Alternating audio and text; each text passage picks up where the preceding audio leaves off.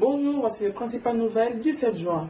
En Libye, Anders Fogh Rasmussen, secrétaire général de l'OTAN, a déclaré hier que l'alliance militaire n'enverra pas de troupes sur le terrain, bien qu'elle ait ajouté des hélicoptères d'attaque Apache à son arsenal dans les raids aériens. Au Nigeria, les activistes du mouvement pour l'émancipation du delta de Niger ont menacé hier d'attaquer des installations de la compagnie pétrolière italienne Eni au Nigeria, l'accusant de soutenir l'OTAN dans ses frappes aériennes contre la Libye. En Ouganda, 71 des 75 membres nouvellement nommés du cabinet ougandais ont prêté serment hier matin au palais d'État à Entebbe. 4 d'entre eux n'ont pas pu participer à la cérémonie après que leur nomination ait été rejetée la semaine dernière par une commission parlementaire.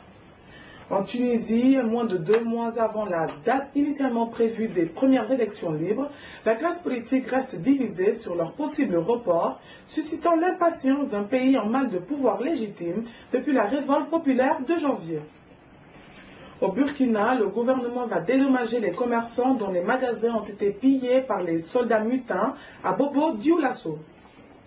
Au Niger, les Fonds des Nations Unies pour l'enfance a organisé hier à Niamey un atelier au profit des médias nigériens en vue d'associer ceux-ci à l'élaboration d'un document cadre national de la protection de l'enfant au plan quinquennal 2012-2016.